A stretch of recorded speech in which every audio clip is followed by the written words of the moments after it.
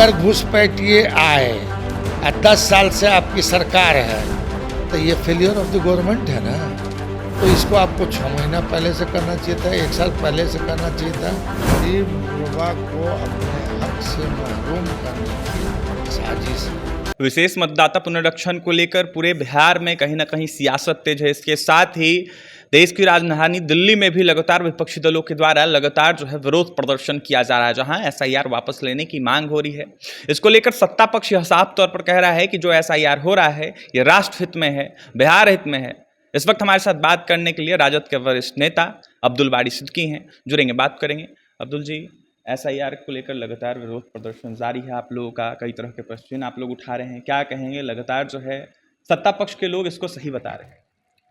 ये राष्ट्र हित में वो बोल रहे हैं, वो जो काम करते हैं सब राष्ट्र हित में करते हैं। हम जो है राजहित का अभी सवाल उठा रहे हैं। और दूसरी बात है, वोट हमारा मौलिक अधिकार है और हमारे मौलिक अधिकार को कोई छीन नहीं सकता है, नंबर 1। और अगर आपको लगता है कि ये बड़ा इम्पोर्टेंट मुद्दा था तो इतना दिन से सूते हुए कहाँ थे? अब जब चुनाव को 3 महीना रह गया है तब आप आए हैं एसआईआर डील करने के लिए। तो हम लोग यही कहते हैं कि ये कहीं पे निगाहें कहीं पे निशाना है, समझा कि नहीं। और गरीब गुरबा को अपने हक से महरूम करने की साजिश है। अगर आपको करना था तो आप 6 महीना पहले शुरू करते, 1 साल पहले शुरू करते, पूरे देश में एक बार करते, फेज वाइज बना के करते। मगर ये तो वही हमने कहा कि कहीं पे निगाहें कहीं पे निशाना। बात असल ये है कि बिहार के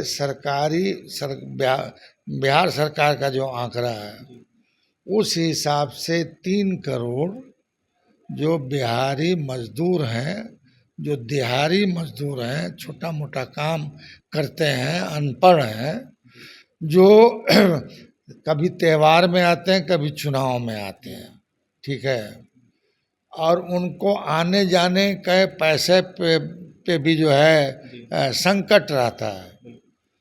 तो अब आप बताइए कि अगर ये सुविचारित प्रस्ताव होता तो इस तरह का हड़बड़ गड़बड़ नहीं दिखाते ये, अगर सुविचारित प्रस्ताव होता तब। तो अब बताइए कि जो आदमी गया है दिल्ली में है, देश के बड़े बड़े शहरों में, बॉम्बे में, जयपुर में, गुजरात में, कलकत्ता में, सारे जगह जो है ये जाते हैं और मजदूरी करते हैं और उस पैसे से अपने परिवार का भरण पोषण करते हैं। तो कहा गया है कि राजा हो या रंग, सबके वोट का मान बराबर है।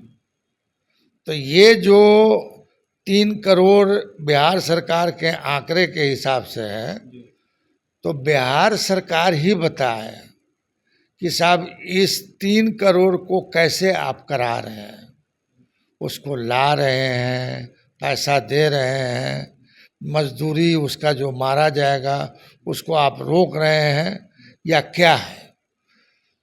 तो ये मतदाता सूची का पुनरीक्षण जो है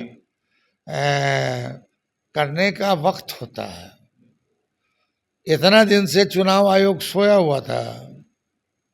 चुनाव आयोग को जब जानते हैं कि ये जटिल प्रक्रिया है तो इसको आपको 6 महीना पहले से करना चाहिए था, 1 साल पहले से करना चाहिए था। विभिन्न राजनीतिक दल के नेताओं से वार्ता करना चाहिए था, बुलाना चाहिए था, उनका सहयोग मांगना चाहिए था। मगर बस फरमान जारी कर दिया लागू, कैसे लागू होगा? आपने मजदूरों की चर्चा की, आपने कहा कि बिहार से कई बाहरी मजदूर जो है बिहार से बाहर जाते हैं, रोजगार के लिए काम करते हैं, अपने रोजमर्रा के लिए। इसको देखते हुए कुछ सत्ता पक्ष के लोग हैं वो यह कहते हुए नजर आ रहे हैं कि हम लोग तो इसका समर्थन कर ही रहे हैं, चुनाव आयोग जो लगातार कार्रवाई कर रहा है इसको देखते हुए घुसपैठियों पर कार्रवाई हो रही है। ये मतलब बयान जो सत्ता पक्ष का है वो ये बीजेपी का जो एजेंडा है, जी उस एजेंडा के तहत जो है वो प्रचार कर रहे हैं।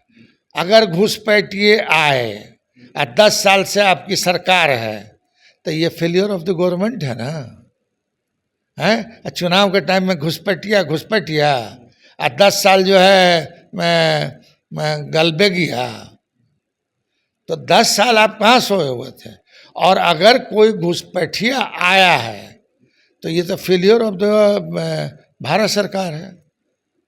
तो इसके लिए माफ़ी मांगेंगे या उसको रोकेंगे? अब चुनाव का जब इलेक्शन आया है, 3 महीना 4 महीना रह गया है, तो आप कह रहे हैं कि घुसपैठिया आ गया है। तो घुसपैठिया आ गया है तो पहले आप इस्तीफा दो ना, कि कैसे घुसपैठिया आ गया? बॉर्डर एरिया की जिम्मेदारी किसकी है? अंतिम सवाल लेना चाहेंगे, चुनाव का बहिष्कार करने की बातें आपके नेता तेजस्वी यादव ने बीते दिनों की थी, कहाँ तक की?